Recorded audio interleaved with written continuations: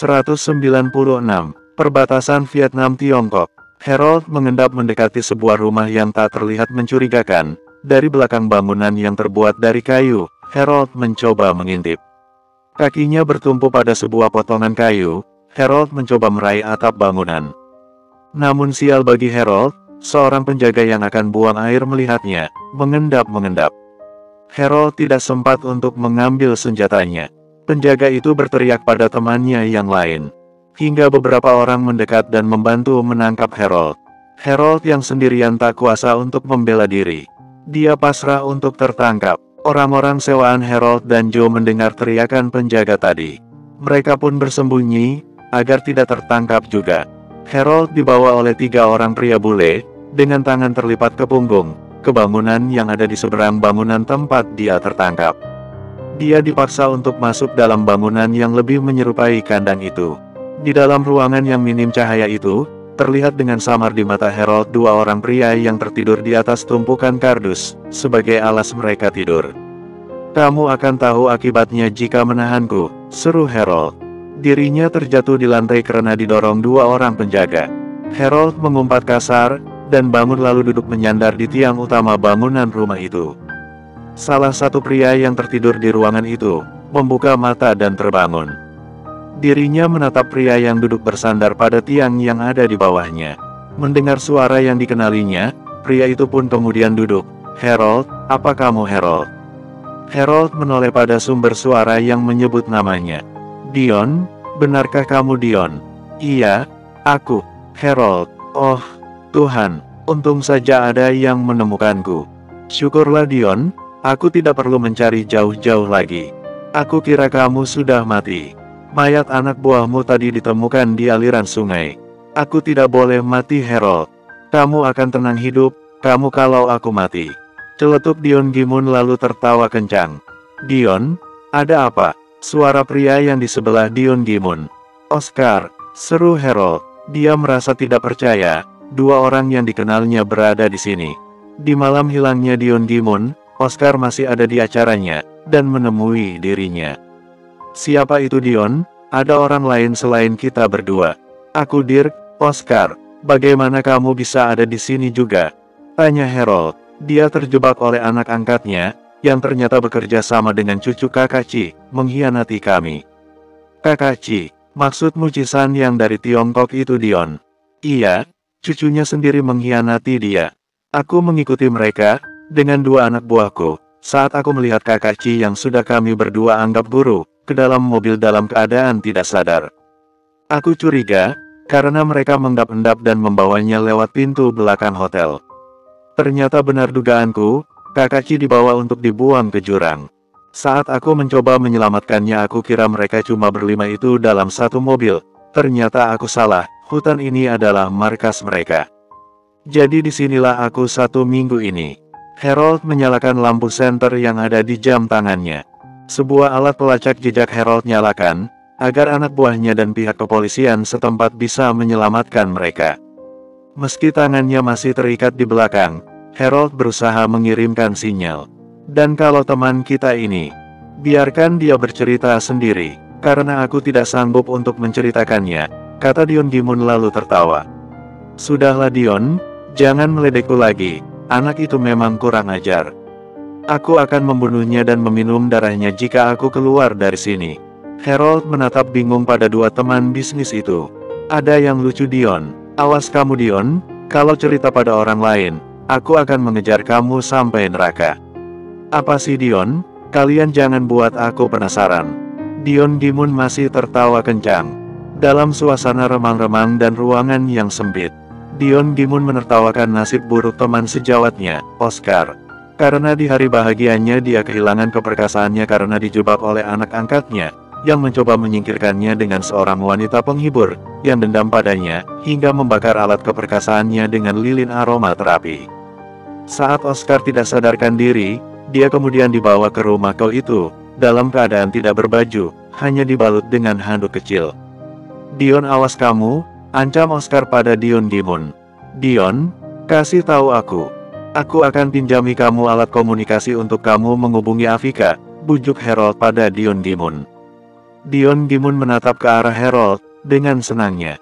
Saat mendengar nama pawangnya, sang putri kesayangannya yang dirindukannya.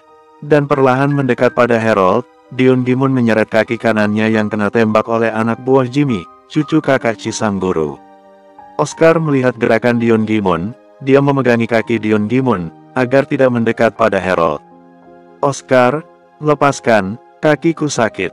Aku kangen sama anakku, aku ingin bicara dengannya. Dia pasti sedih dan akan nekat. Aku khawatir padanya, kata Dion Gimun pada Oscar yang bersimpuh menahan kaki Dion Gimun. Oscar menggeleng kepala, dan memegang erat kaki Dion Gimun, meski harus berguling-guling. Dia tidak ingin dipermalukan lagi. Kalau sampai orang lain tahu barangnya sudah tidak berfungsi lagi, itu bisa jadi aib baginya. Dion Gimun menarik kakinya dengan paksa, hingga darah keluar lagi dari perban yang terbuat dari kaos kakinya, karena tertekan oleh tangan Oscar. Harold makin merasa penasaran, dia pun mendekati Dion Gimun, dengan mengesot, karena kakinya terikat. Dion Gimun berhasil mendekati Harold. Dia melepaskan ikatan kaki dan tangan Harold dengan sebuah pecahan kaca yang dia simpan di sakunya. Pecahan kaca yang dia simpan dari kaca mobil yang membawanya masuk ke pedesaan mati itu. Kamu ada alat komunikasi itu Harold? Tanya Dion Gimun penuh harap. Iya, tapi hanya bisa digunakan satu kali, dan tidak lama. Gunakanlah, Afika sangat mengkhawatirkan kamu. Kalau hanya satu kali, bagaimana kita bisa minta bantuan untuk keluar dari sini Harold? Jumlah mereka sangat banyak, dan kita tidak punya senjata apapun, jawab Dion Gimun. Tenang saja, aku kesini tadi dengan Joe, dan orang-orang kepercayaanku dari Singapura. Dan pelacak jamku sudah aku nyalakan. Mereka akan segera tahu keberadaan kita, kata Harold. Harold memberikan jam tangan digitalnya yang dirancang khusus dengan alat komunikasi, yang mirip ponsel. Dion Gimun tersenyum cerah, dan merasa sangat bahagia. Dia memasukkan nomor Vika yang sudah dihafalnya di luar kepala.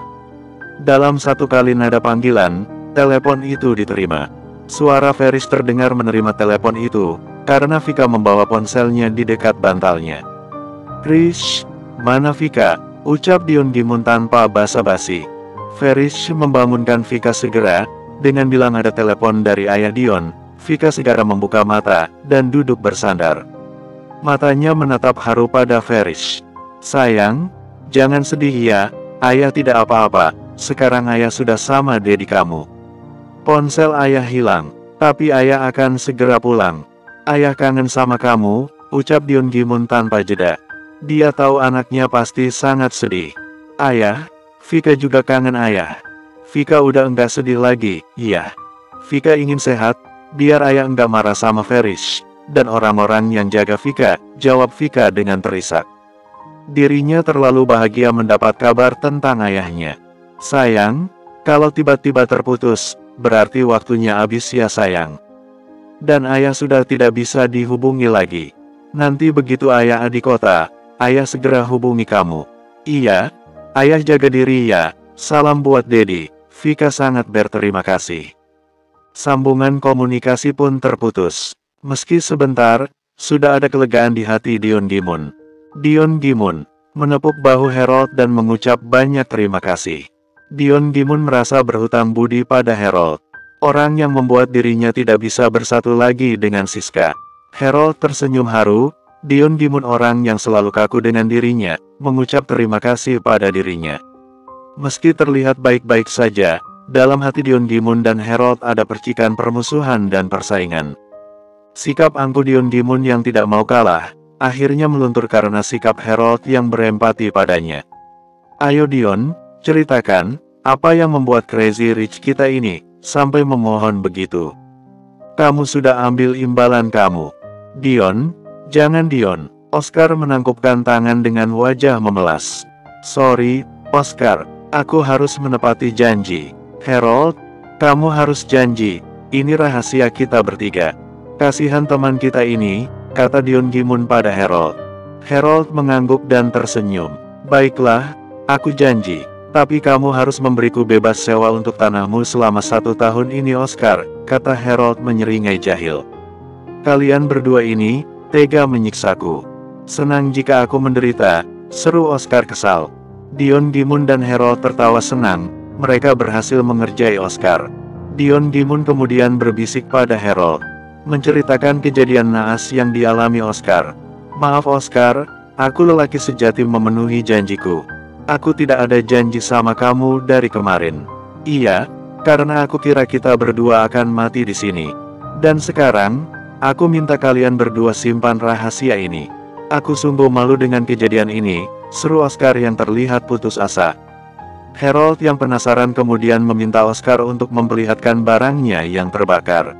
Terjadi perdebatan seru di antara mereka bertiga. Harold yang penasaran, Dion Gimun yang jahil, dan ingin menyiksa Oscar lagi, serta Oscar yang merasa terinjak-injak harga dirinya. Namun akhirnya Oscar tidak dapat membantah keinginan dua temannya yang memaksa untuk membuka celana pendeknya yang kedodoran dan diikat ujung kolornya dengan tali, karena dia memakai celana pendek Dion Gimun. Dion Gimun meminjamkan celana pendek dan kaos polo shirtnya pada Oscar. Sedang Dion Gimun hanya memakai kaos dalam dan celana panjang. Ketiga orang yang awalnya hanya sebatas kenal dan saling bersaing, sekarang didekatkan dan diakrabkan dalam suasana yang mengharukan. Pertemanan yang terbentuk dalam keadaan terancam. 197. Pok, pok, hei, bisa diam tidak kalian? Seru seorang penjaga dari luar pintu, tangannya memukulkan sebuah tongkat pada papan kayu. Tiga serangkai yang ada di dalam, Dion Gimun, Harold dan Oscar saling memandang dan menutup mulut mereka dengan tangan. Mata mereka saling memberi kode untuk tidak bersuara. Dion Gimun dan Oscar sedang memilin-milin sobekan kardus untuk dibuat menjadi semacam tali. Sedang Harold berusaha untuk membuat api dan dua batu yang diadu. Mereka berusaha untuk membuat asap, sebagai cara untuk mengalihkan perhatian para penjaga. Jika mereka kalang kabut karena munculnya asap yang mereka kira kebakaran, mereka akan panik dan berusaha mencari cara menyelamatkan diri dan memadamkan kebakaran. Kepanikan para penjaga akan mereka manfaatkan untuk melarikan diri. Kamu bisa buat api tidak, Harold? Tanya Dion Gimun yang mulai kesal. Harold belum berhasil juga membuat api. Dion Gimun menggeser tubuhnya dan merebut dua batu dari tangan Harold. Ah, kamu anak beenaksawan dari kecil, mana pernah ikut pramuka? Di sekolahku tidak ada pramuka Dion, tapi camping. Ya, campingnya hanya di halaman sekolah. Dion Gimun mendekatkan sekam daun kering yang ada di pinggir-pinggir pintu dan pilihan kardus yang sudah menjadi tali. Tek, tek berulang kali Dion Gimun mengadu dua batu itu, Tuhan. Aku mau bertemu anak cucuku, ucap Dion Gimun sambil menghela nafas panjang. Ah, kamu juga tidak bisa Dion, seru Oscar. Sementara Harold yang sudah lelah, hanya tersenyum dan bersandar di tiang rumah. Aku coba lagi, aku sudah bosan di sini. Jawab Dion Gimun mencoba kembali mengadu dua batu di tangannya. Dan, cetek, terpercik api kecil yang langsung menyambar sekam daun. Dion, kenapa tidak bilang kalau berhasil? Harold mendekatkan rangkaian pilihan kardus dan menarik Oscar. Dion Gimun tersenyum puas, dia mengantongi dua batunya dan mencoba berdiri di belakang pintu. Dalam hitungan ketiga Dion Gimun memberi aba-aba untuk berteriak ada asap dan kata kebakaran. Mereka bertiga sambil mengipasi asap yang berkumpul di dalam agar keluar. Terdengar keriuhan di luar, suara beberapa penjaga yang juga berteriak kebakaran. Tiga serangkai tersenyum puas. Mereka mencoba membuka paksa pintu. Meski hanya pintu kayu, mereka cukup kesulitan, karena tenaga mereka sudah berkurang. Dion Gimun sudah 1 minggu di situ hanya 2 kali diberi roti dan sebotol air, sedang Oscar sudah 4 hari baru 1 kali makan roti. Harold yang baru 1 malam, tidak diberi apa-apa. Tenaga mereka berkurang cukup banyak. Brak, bos, suara Joe terdengar di luar ruangan di belakang mereka. Joe, Dion Gimun segera menghampiri asisten terbaiknya yang sudah seperti anaknya sendiri. Dengan langkah terseret Dion Gimun menyambut Joe dan beberapa orang di belakangnya. Good, ayo kita pergi dari sini. Uhuk-uhuk, seru Harold bersemangat. Asap sudah mulai mengepul di ruangan itu. Harold menarik Oscar untuk segera keluar. Joe memapa Dion Gimun yang kakinya sudah membengkak. Bos, apa perlu digendong? Tanya Joe pada Dion Gimun. Dia tidak tega melihat kaki bosnya. Dia merasa sangat bersalah, hingga Dion Gimun mengalami hal seperti ini. Plak, sebuah pukulan mendarat di kepala Joe. Dion Gimun menempeleng anak buahnya itu. Oh, sakit bos. Maaf, kamu kira aku tidak sanggup berjalan lagi, jawab Dion Gimun ketus. Joe, bos kamu ini belum tua, dia cuma lebih umur saja, seru Oscar kemudian tertawa bersama Harold. Mereka keluar lewat pintu belakang bangunan. Sebuah mobil sudah menunggu mereka di seberang sungai. Sementara mereka masuk hutan, anak buah Oscar yang masih Seiya, anak buah Dion Gimun dan orang-orang bayaran Harold baku tembak di depan. Di tengah kepanikan kebakaran, takut gudang mereka terbakar, kawanan Jim diserang membabi buta. Jim sendiri tidak ada di situ. Dia sedang berkabung atas kematian kakeknya yang mati atas perintahnya di kota Beijing. Dia tidak tahu bahwa tawanannya sudah melarikan diri. Rencana Jim, dia akan menghabisi Oscar dan Dion Gimun setelah pemakaman kakeknya besok pagi. Kemudian dia akan bekerja sama lagi dengan anak angkat Oscar untuk menekan kelompok Dion Gimun agar mau tunduk pada mereka. Polisi datang, setelah hampir semua anak buah Jim dilumpuhkan. Obat-obatan yang siap edar dan mesin produksi mereka disita oleh polisi setempat yang bekerja sama dengan polisi perbatasan Tiongkok. Asteris. Begitu sampai di pinggir sungai, Dion Gimun langsung disambut Chia dan anak buahnya. Dion Gimun yang paling terluka parah di antara tiga serangkai. Hei Dirk, ayo cepat masuk. Oscar berseru pada Harold. Dia mulai naik dalam mobil jeep yang terbuka di mana Dion Gimun sudah merebahkan dirinya. Harold masih ada di belakang, dia membasuh mukanya dan mengucap syukur. Saat dia kembali tegak dari mengusap wajah, sebuah tembakan mengarah pada dirinya dan mengenai punggungnya. Harold langsung roboh dan tersungkur di sungai. Anak buah Dion Gimun segera mengejar penembak itu yang masuk dalam pedesaan lagi. Dion Gimun turun dari mobil lagi dan segera berlari mendekat pada Harold. Ditariknya tubuh Harold dari atas air.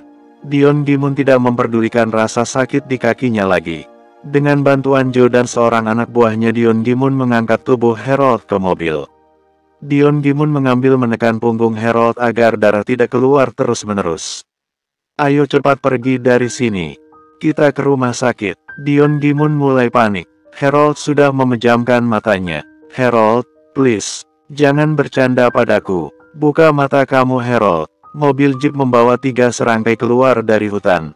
Joe mengiring di belakangnya dengan motor. Mereka menuju ke kota Yunnan, Tiongkok karena letaknya yang lebih dekat daripada kembali ke Hanoi.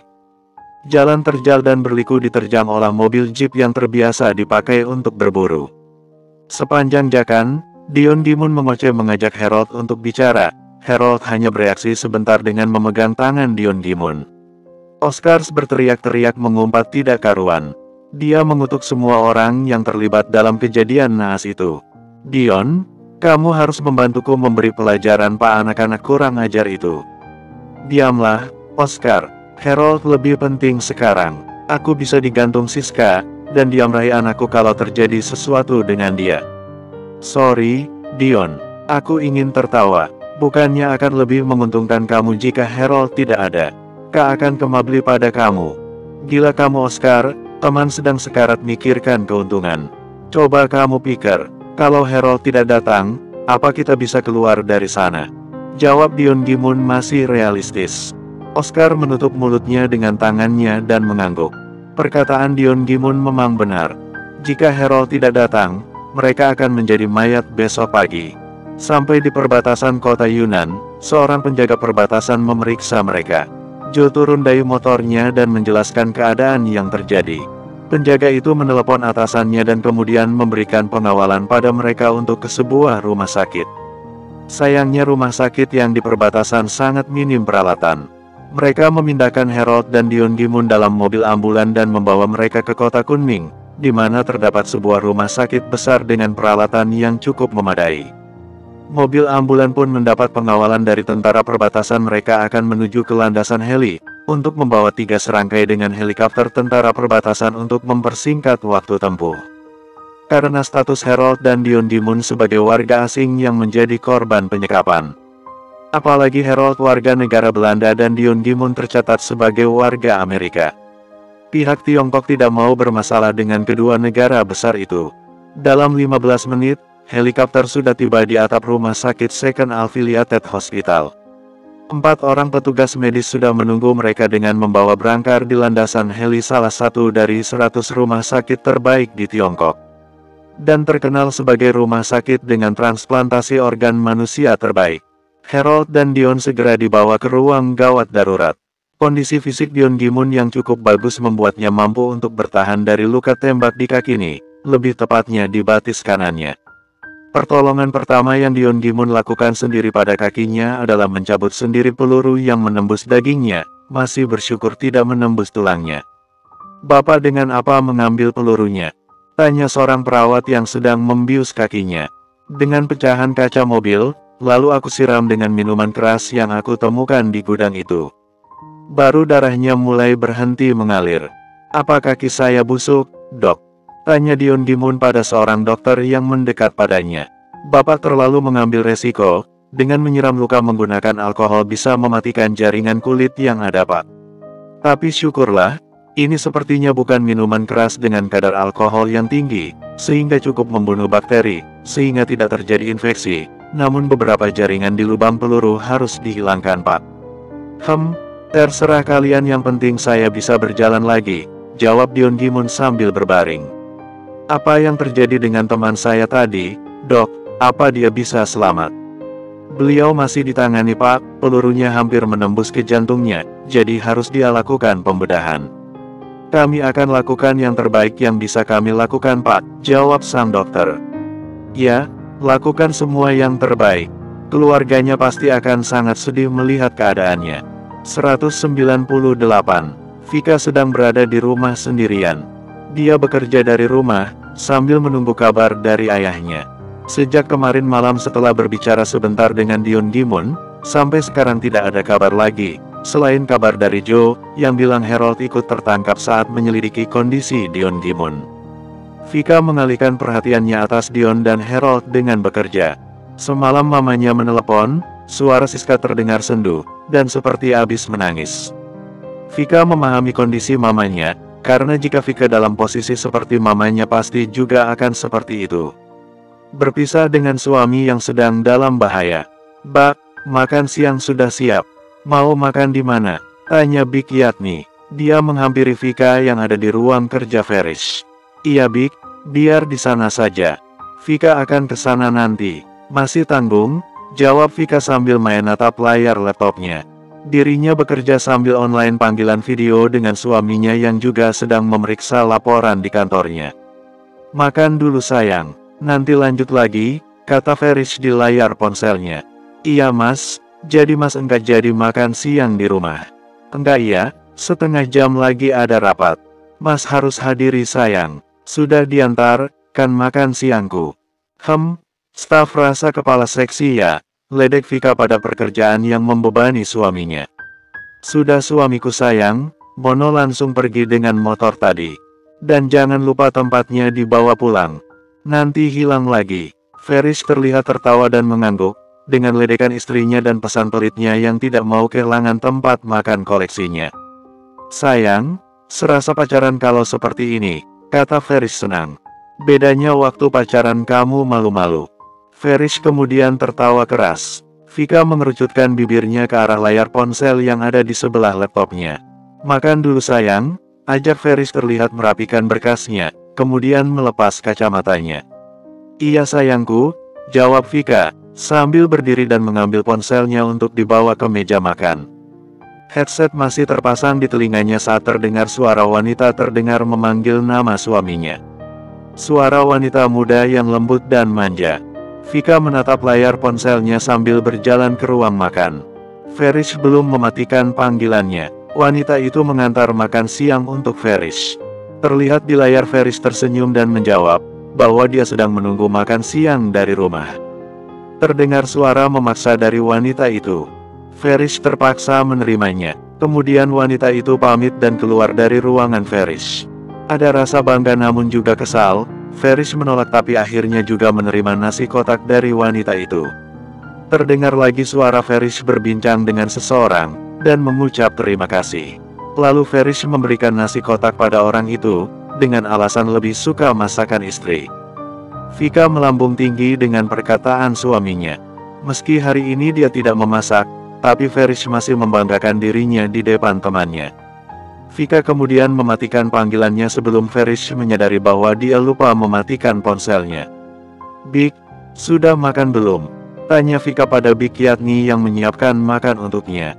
"Abis ini Mbak, mau siapin makanan untuk di belakang dulu," jawab Bik Yatni. "Makan di sini aja Bik, rame-rame. Suruh mereka semua ke sini, aku nggak mau makan sendiri," pinta Vika kemudian mengambil piring lagi. "Iya Mbak," jawab Bik Yatni tanpa bantahan. Vika pun makan bersama Koko, Bik Yatni, Bik Lastri dan 2 penjaga rumah. Pak Selamat satpamnya masih berjaga di depan pos. Sedang Mono baru saja kembali dari mengantar makan siang Ferish.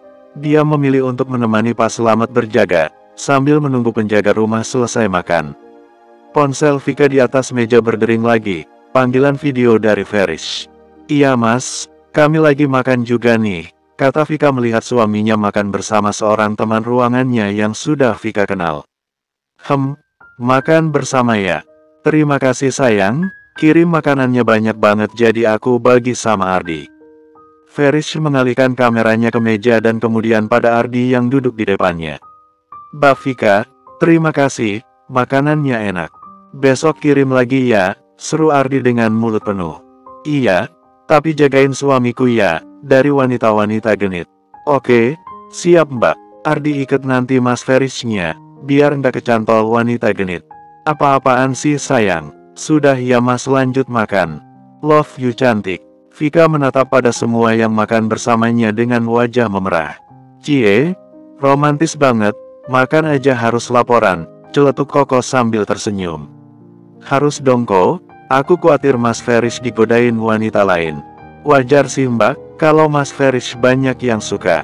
Tapi Mbak Vika tidak perlu khawatir deh. Mas Ferish itu setia." "Iya Mbak, saya setuju sama Koko. Mas Ferish juga takut Mbak Vika digodain pria lain. Di mata Mas Ferish hanya Mbak Vika aja." Kalian bisa aja menghiburku. Sudah makan lagi." Menjelang sore, Vika sudah menyelesaikan pekerjaannya. Dia kemudian mengajak Koko dan Mono untuk ke kantor ya sebentar. Vika sudah merasa jenuh, hampir 1 minggu hanya di rumah tanpa keluar dari pintu pagar rumahnya. Di kantor perjalanan wisata Vika hanya sebentar, tak sampai 1 jam dia berada di ruangan Vivi. Bahkan Vika tidak masuk ke ruangannya sendiri. Merasa situasi terkendali, Vika memutuskan untuk pulang. "Ko, kita ke kantor Mas Ferish yuk, sekalian jemput. Aku ingin jalan-jalan." "Iya Mbak," Koko yang membawa mobil berbelok ke arah kanan, menuju ke kantor Ferish. Masih 20 menit lagi dari jam pulang Ferish. Suasana masih terlihat sepi di halaman kantor Bea dan Cukai Kota Semarang, di mana Ferish bekerja. Mobil Ferish nampak dari luar begitu Koko berhenti di depan kantor bercat biru dan putih. Mobil Ferish beda sendiri dari mobil yang lainnya. Sebuah sentinel yang lapis baja, yang pernah dibawa Ferish dan terhadang penjahat di Klaten. "Aku mau masuk ya Ko, Mo," kata Vika sambil membuka pintu mobil. Dia merapikan jilbabnya dan keluar mobil. Vika sudah melangkah 1 meter dari mobil, kemudian kembali lagi. "Penampilanku bagaimana menurut kalian?" tanya Vika pada Koko dan Mono yang masih dalam mobil. "Cantik kok Mbak," jawab Mono yang paling dekat dengan Vika. "Serius? Aku nggak jadi masuk kalau malu-maluin," kata Vika. Dirinya memakai celana kulot warna mocha dan sebuah blus potongan asimetris berwarna pastel, serta pasmina pastel. Tas lemban kecil berwarna coklat bertengger di bahunya. "Iya Mbak, cantik. Tuh ibu itu aja malu-maluin tapi masih masuk," kata Koko. Dirinya menunjuk pada seorang wanita gempal, dengan dress ketat bermotif bunga. Vika menoleh pada tangan Koko. Dia hanya mengulum senyum, kemudian berkaca di spion mobil melihat riasannya. "Oke, kalian tunggu di sini saja ya." Vika melangkah masuk ke dalam pagar dan menemui satpam yang ada di pos jaga. Setelah Vika mengisi buku tamu, dia diantar masuk oleh satpam. Vika disuruh menunggu di ruang tamu, sementara sang satpam memanggilkan Ferish. Sambil menunggu Vika menelepon sebuah tempat karaoke, dia memesan 1 tempat VIP. Vika berdiri di depan kaca melihat ke jalan. Ferish yang baru selesai rapat, merasa bingung saat diberitahu satpam ada tamu dari PT NAC ingin bertemu. PT NAC dalam pikiran Ferish adalah perusahaan makanan yang kemarin dia datangi bersama kepala bidangnya terkait masalah izin impor barang. 199.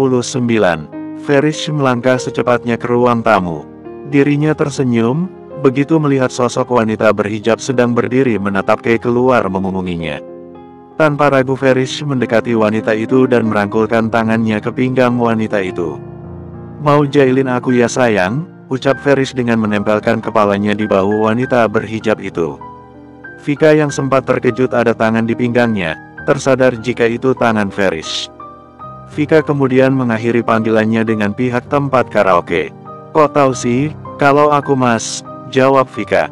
"Aku akan selalu ingat tubuh wanita yang selalu menghangatkanku setiap malam." Cek, gombal. Vika membalikkan tubuhnya menghadap Ferish. Melihat wajah cantik dengan bibir mereka berwarna merah muda, Ferish langsung mendaratkan bibirnya menangkuk pada bibir Vika. "Kalau tidak di kantor aku, sudah kuhabisi bibir ini," kata Ferish setelah melepas bibirnya. Vika masih dalam mode terkejut atas serangan mendadak suaminya. "Tunggu bentar ya, Mas, apel sore dulu, baru kita pulang." Ferish mengusap lembut bibir Vika dengan jarinya. Kemudian tersenyum dan meninggalkan Vika untuk masuk lagi ke kantor. Suara bel mengejutkan Vika, terlihat dari jendela. Para pegawai kantor itu termasuk suaminya berjalan di luar menuju lapangan yang berada di samping ruang tamu. Vika mengusap bibirnya sambil melihat ke atas. Ada sebuah kamera pengawas di sudut tempatnya berdiri. "Dasar tidak tahu malu, ada kamera pengawas juga masih nyosor," kata Vika kemudian duduk di sofa lagi. 15 menit kemudian Ferish menemuinya lagi, sudah dengan jasket dan tas laptopnya. "Pulang yuk," aja Ferish mengulurkan tangan kanannya. Vika berdiri dan meraih tangan suaminya. "Mas, nekat banget sih tadi, kan ada kamera pengawas." Biarin, enggak tahan lagi sih lihat bibir kamu," jawab Ferish kemudian mengecup tangan Vika yang digenggamnya. "Mas Ferish, dijemput istri ya," seru Ardi dari mobilnya. Vika dan Ferish pada asal suara, kemudian tersenyum. Ferish mengacungkan jempolnya kemudian berjalan menuju mobilnya. "Oh, Mbak cantik ini, istrinya Mas Ferish ya, saya kira beneran tamu. Maaf Mbak, saya tidak tahu," kata satpam yang tadi menerima Vika. "Enggak apa-apa," jawab Vika. "Enggak apa-apa Joko, istri saya mau kasih kejutan, jadi tidak memperkenalkan diri." "Mari Pak, kami duluan," jawab Ferish sambil membukakan pintu Vika. Ferish berputar untuk masuk dalam mobilnya. Saat Ferish memasangkan seat belt Vika, tanpa sengaja dia melihat tatapan seorang wanita teman kantornya yang tadi memberinya nasi kotak, dan mengajaknya untuk pulang bersama. Dengan isengnya, Ferish mengecup bibir Vika lagi. Meski harus mendapat penolakan dari Vika karena malu, dia belum menutup kaca mobilnya. Mobil Ferish kemudian sedikit mundur dan baru maju keluar dari halaman kantornya. Vika menoleh ke samping kiri dan melihat seorang wanita berdiri di depan pintu samping kantor menatap tajam ke arahnya. "Mas, siapa sih dia?" tanya Vika tanpa basa-basi. Ferish sedikit menoleh ke kiri dan melihat wanita yang dimaksud Vika. "Teman kerja sayang, kenapa? Jutek banget natap ke arah sini." "Biarin aja, dia tadi mau ngajak Mas pulang bareng," jawab Ferish santai. Vika menoleh tajam pada suaminya. Rasa cemburu melingkupi dirinya. Tadi dia kasih Mas makan siang, lalu ngajak Mas pulang bareng, maksudnya apa? Ferish menepikan mobilnya dan menatap Vika. "Kamu tahu soal makan siang tadi sayang, Mas kan belum cerita." "Iya, aku tahu, aku nunggu Mas cerita, tapi enggak cerita-cerita." "Udah yuk jalan, aku sudah pesan satu ruang karaoke Mas. Aku mau happy sore ini," jawab Vika ketus. "Senyum dulu, baru Mas jalan lagi." Vika nyengir memperlihatkan giginya. Senyum yang terpaksa. "Cantik kok, senyumnya tak kalah cantik sama kuda poni yang nyengir," jawab Ferish menahan tawanya, kemudian dia melajukan mobilnya lagi.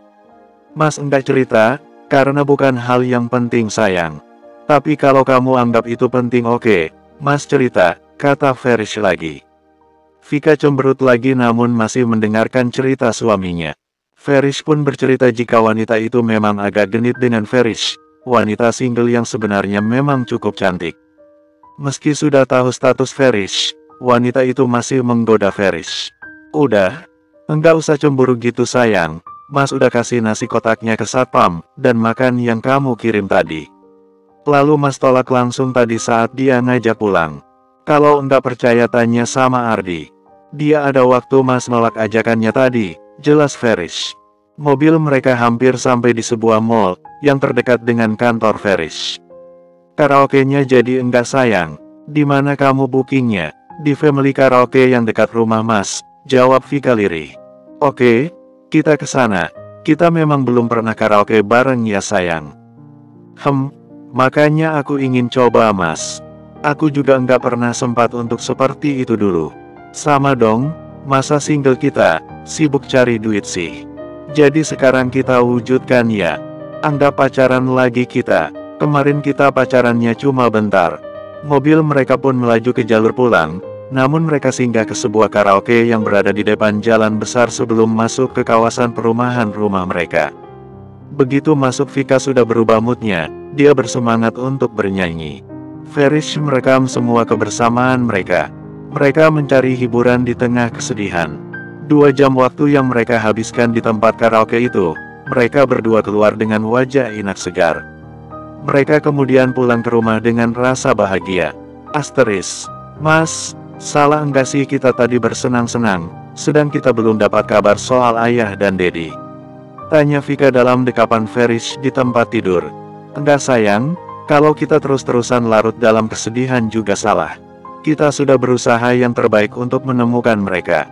Jadi tidak ada salahnya kita kendorkan otot dan saraf kita sejenak. Mas coba hubungi Joe lagi Mas, pinta Vika yang kembali terpikir ayahnya. Farish menuruti permintaan Vika untuk menghubungi Joe, sambil mendekap Vika Farish menelepon.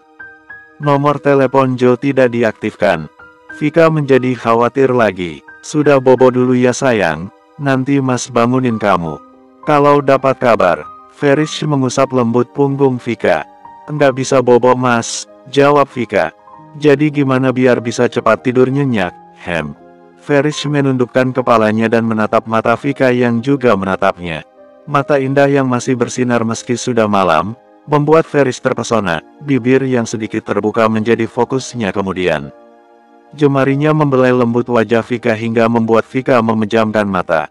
Jemarinya bermain dari kening dan turun melewati hidung Vika yang mancung, dan turun ke bibir dan dagu Vika. Kita happy-happy lagi ya sayang, bisik Farish dengan suara serak. Farish mulai melumat bibir Vika, yang penyatuan yang lembut di awal menjadi menuntut dari Vika, saat tangan Farish menelisip ke piyamanya. Jemari Farish memilin puncak sensif Vika. Vika menggeliat dan menuntut untuk dipuaskan. Farish mengulum senyum, dia menarik tangannya yang menjadi alas kepala Vika. Dia memiringkan badannya dan menatap Vika sebentar. Tatapan mata yang sudah Farish hafal dari istrinya, sorot mata ingin dilanjutkan. Farish membuka kaosnya, kemudian berendam di atas Vika, bertumpu dengan kedua lengannya. Setengah badannya menindih Vika, sambil menghisap bibir Vika. Tangan Farish membuka satu persatu kancing piyama Vika. Lain kali, pakai lingerie kamu aja ya sayang, biar cepat, kata Farish setelah berhasil membuka seluruh kancing piyama Vika. Vika tersenyum dengan nafas terengah. Tarikan nafasnya yang berat membuat dua asetnya bergerak naik turun yang tidak terbungkus lagi. Sejak hamil Vika tidur tidak memakai bra lagi. Farish menatap keindahan istrinya yang terlihat semakin berisi. Let's do it baby, you cat Farish. Farish turun dari tempat tidur dan melepas celana piyamanya. Setelah polos dia kembali naik di atas tubuh Vika dan melepaskan celana piyama Vika. Dalam satu kali tarikan piyama dan kain halus yang menutupi bagian sensif Vika terlepas. Istrinya sudah polos di hadapannya sekarang. Vika merentangkan tangan dan menyentuh wajah Farish. Di bawahnya wajah itu mendekat untuk penyatuan mereka. Vika dan Farish menikmati cara mereka melepas penat, beratnya pikiran mereka. Cara terbaik untuk merenggangkan otot yang kaku. Pelarian terbaik saat sedang sedih. Surga dunia untuk pasangan suami istri. Tidak butuh waktu lama, setelah pemanasan dengan kecupan di sekujur tubuh Vika, Farish memasuki Vika dengan lembut, tidak mau mengambil resiko untuk bermain panas, karena kondisi Vika yang sedang mengandung. Setelah pelepasan bersama, Vika dan Farish tertidur pulas. Hingga saat menjelang subuh, dering ponsel Farish yang berada di meja nakas membangunkan mereka. Farish meraih ponselnya dengan tangan kiri. Saat melihat nama yang muncul di layar, Farish menegakkan tubuhnya, bersandar ke headboard. Joe memberi kabar bahwa dia sudah menemukan Dion Gi-moon dan Harold. Dan mereka sedang dalam perjalanan ke rumah sakit di Yunan, karena Dion Gi-moon dan Harold terluka. Vika ikut mendengarkan percakapan Farish dan Joe, meski dalam keadaan belum sepenuhnya bangun. Joe, ayah dan Dedi terluka bukan karena mereka berdua berantem sendiri dalam penyekapan, kan Joe? Sahut Vika setelah mendengar ceria Joe. Enggak mbak, bos dan Tuan Dirk tertembak. Dan keadaan Tuan Dirk sedang tidak bagus. Beliau sudah tidak sadarkan diri. Kalau bos besar masih sadar, luka tembak di kakinya sudah 1 minggu yang lalu. Syukurlah mereka bisa akur. Oke Joe, hubungi Mama Siskaya. Kamu yang bisa jelaskan keadaannya. Meski dalam keadaan gawat, Vika masih bersyukur, hubungan ayah dan dadinya tidak segawat yang dia pikirkan selama ini. Mas saya siapkan pesawat kecil ya, kalau mau kesini, tanya Joe pada Farish. Iya, Joe, mungkin hanya aku dan Mardi yang akan berangkat. Enggak, Vika mau ikut. 200. Selesai mendapat penanganan kakinya yang terpaksa harus dibedah, Dion Gi-moon dibawa ke kamar rawat inap. Sedang Harold masih harus berjuang dengan hidupnya seiring makin melemahnya detak jantungnya. Tiongkok atau China terkenal dengan ilmu pengobatannya yang sudah diakui di dunia. Dion Gi-moon menyerahkan semua pengobatan pada para ahlinya di sini. Sesuai perintah Dion Gi-moon, Joe sudah menghubungi Siska dan anak-anak Harold, termasuk Farish. Dion Gi-moon tidak mau disalahkan jika terjadi sesuatu yang tidak diinginkan atas Harold, dan tidak memberitahu keluarganya. Joe, apa mereka mau ke sini? Tanya Dion Gi-moon pada asistennya. Iya, bos, Nyonya Siska akan berangkat sendiri dari Belanda, sedang Mardi akan berangkat bersama Mbak Vika dan Mas Farish. Untuk Steve, anaknya sedang sakit jadi tidak bisa pergi. Vika ikut juga. Iya bos, Mbak Vika memaksa untuk ikut. Tidak ada yang bisa melarangnya bos. Dion Gi-moon menghela nafas kasar. Dasar anak itu, keras kepalanya kayak batu, kata Dion Gi-moon memejamkan mata. Anaknya siapa? Vika bisa keras kepala. Sahut Vika dengan ketus. Dirinya langsung masuk dalam kamar inap Dion Gi-moon, yang sedikit terbuka. Dengan setelan santai dan riasan minimalis Vika datang. Oh, kesayangannya ayah. Peluk ayah. Seru Dion Gi-moon merentangkan tangan. Dion Gi-moon tersenyum lebar menyambut anaknya yang dirindukan. Semangatnya kembali bangkit, dan seolah tenaganya sudah pulih lagi. Farish masuk di belakang Vika, dengan membawakan tas Vika dan sebuah kotak makan. Anak ayah, enggak mau ditinggal. Ngambek semalaman, enggak mau makan dan minum vitamin. Vika melirik tajam ke arah Farish sambil melangkah mendekat pada Dion Gi-moon. Masa Vika dilarang ketemu ayah dan lihat kondisi Dedi? Ika menundukkan badannya dan memeluk Dion Gi-moon. Dion Gi-moon menghirup aroma apel yang sudah bercampur dengan minyak angin rempah, dari badan Vika yang memeluknya. Bukannya dilarang sayang, tapi kondisi kamu lagi hamil. Emang boleh sama dokternya? Sebelum berangkat tadi udah kontrol, iya. Sambil dikedipin dikit tadi dokternya biar kasih izin untuk terbang. Enggak gitulah mas, kondisi aku dan adek kan memang baik-baik saja. Mas Farish lebay itu, ya, jawab Vika ketus. Vika menundukkan badannya dan memeluk Dion Gi-moon. Dion Gi-moon mengeratkan pelukannya dan tertawa kencang. Suasana yang dia rindukan beberapa hari, terbayar sudah. Kalian sudah lihat Dedi kalian belum? Tanya Dion Gi-moon. Vika masih berada dalam dekapannya. Belum, tadi belum boleh masuk, iya. Katanya masih ada pemeriksaan dokter.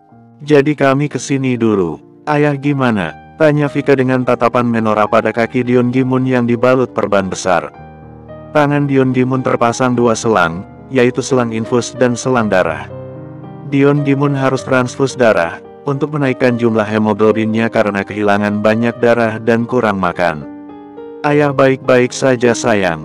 Luka tembaknya ada infeksi dikit, jadi ada beberapa jaringan dalam daging yang dibuang kemarin. Kalau bisa tumbuh normal ya, bagus. Tapi kalau tidak ya mungkin kaki ayah kecil sebelah, jawab Dion Gimun santai. Itulah ya, suka main-main dengan peluru. Kena batunya lagi, kan? Sudah, enggak usah bawel, bobo sini, sebelah ayah. Kamu pasti capek, Fatih juga biar istirahat. Beberapa hari dia juga pasti pusing dengar bundanya uring-uringan. Vika mengulum senyum dan merebahkan diri sebelah Dion Gimun, di atas ranjang rumah sakit. Dirinya juga merindukan ayah biologisnya ini. Tak lama berbaring, Vika sudah memejamkan mata. Dengkuran halus dari nafasnya membuat semua yang ada di situ tersenyum. Dia memang kurang tidur, ya. Tekanan darahnya sempat tinggi kemarin. Sempat buat kesal juga sih, ya. Tapi terus sadar sendiri. Tapi juga kumat lagi, kata Feris curhat. Dion Gimun mendekap Vika dan mengelus lengan Vika. Tak hentinya Dion Gimun mengecup kepala Vika yang tertutup hijabnya. Yah, Feris ke tempat Dedi dulu ya, kata Feris beranjak dari duduknya. Iya, biar nih anak di sini. Feris keluar dari kamar Dion Gimun dan menuju ruang perawatan intensif di mana Harold dirawat. Asteris, Mardi terlihat berada dalam ruangan duduk di samping Harold. Pada tubuh Harold terpasang beberapa alat dengan kabel yang tersambung pada sebuah layar monitor. Selang oksigen terpasang di hidungnya, di tangan juga terpasang infus. Mardi memejamkan mata, kakinya dia luruskan dan bersedekap tangan. Dia nampak lelah. Mardi, istirahatlah di sofa, biar aku yang menjaga. Gumam Mardi. Dia mengucek matanya. Mana Vika? Vika tidur dengan ayah Dion. Kamu juga istirahat dulu, jawab Feris. Mardi mengangguk dan beranjak dari tempatnya. Beralih ke sofa lebar yang ada di ruangan itu, dia menelungkupkan badannya di atas sofa. Krish, aku butuh setengah jam saja untuk memejamkan mata. Nitip Dedi bentar ya, kata Mardi. Feris menjawab dengan gumaman. Dirinya kemudian duduk di sebelah tempat tidur Harold. Harold nampak sedang tidur dengan damainya. Wajahnya sungguh tenang namun pucat. Terima kasih Dedi, sudah menemukan ayah Dion, dan membuat Vika bersemangat lagi. Dedi, Feris mohon cepat bangun ya, biar kita bisa berkumpul lagi. Apa Dedi tidak mau lihat cucu laki-laki Dedi, anak Feris dan Vika? Sekarang Steffi juga sedang sakit, kangen opanya. Jadi, please Dedi, bangun ya, kata Feris lembut dengan memegang tangan Harold. Dalam hatinya Feris selalu berdoa. Banyak harapan dan doa yang Feris panjatkan untuk Harold. Ada rasa hutang budi untuk seseorang yang tidak ada hubungan darah dengan dirinya ataupun istrinya. Namun dia terbaring lemah, berjuang untuk hidup setelah merelakan dirinya untuk menyelamatkan Dion Gimun. Harold bisa saja tidak peduli, dan langsung pergi ke Jepang setelah menghadiri acara Oscar. Tapi rasa kemanusiaannya yang begitu besar juga rasa sayang yang selalu terucap untuk Vika, membuatnya memilih jalan untuk melibatkan dirinya dalam pencarian dan penyelamatan Dion Gimun. Hani, Siska masuk dalam ruangan Harold dengan cemasnya. Wajah cantiknya terlihat bengkak dan basah oleh air mata. Siska yang didampingi asistennya terbang langsung dari Belanda, begitu mendapat kabar dari Joe tentang Harold. Tanpa riasan, hanya berganti baju saja, Siska yang sedang tidur segera berangkat. Ma, sapa Feris lalu berdiri menyambut Siska. Krish, gimana keadaan Dedi kalian? Itu Mardi. Dedi masih belum sadar Ma. Mardi, biarkan saja tidur Ma, dia agak kurang sehat juga. Siska mengangguk dan melepas mantelnya, dan diletakkan di bawah kaki Harold. Dirinya mendekat dan memeluk tubuh suaminya, yang berpamitan hanya pergi 3 hari saja. Air mata menetes dari mata Siska membasahi pipi Harold. Kecupan penuh kasih Siska berikan di seluruh wajah Harold. Feris memberikan kursinya untuk Siska. Dirinya mundur untuk memberi ruang untuk mertuanya. Feris keluar dan memilih untuk menunggu di luar ruangan, bersama asisten Siska dan pengawal Harold. Suasana lorong rumah sakit yang sepi, meski masih sore, membuat kesedihan semakin terasa. Hei, kamu siapanya Harold? Apa hubunganmu dengannya? Tanya Oscar. Dia datang bersama polisi. Feris menoleh pada Oscar yang berdiri di depan pintu ruangan Harold. Saya Feris, menantu ayah Dion, sekaligus Dedi Harold, karena saya menikahi anak Mama Siska. Feris berdiri dan mengulurkan tangan untuk bersalaman. Oh, Iya. Dion Gimun punya anak sama Siska. Aku Oscar, orang yang menyebabkan kemalangan ini terjadi, jawab Oscar sendu. Farish mendengar nama Oscar dari penjelasan Joe kemarin. Silakan duduk tuan, semua adalah musibah. Kita tidak dapat menyalahkan siapapun. Oscar tersenyum ramah dan menepuk bahu Farish. Mereka berdua beruntung memiliki keluarga yang menyayanginya. Apalagi Dion, aku dan Dion sama-sama hidup di jalan yang keras, dan sama-sama tidak punya pendamping. Tapi Dion Gimun lebih beruntung dariku. Oscar duduk di bangku besi di depan pintu, tempat Farish duduk tadi.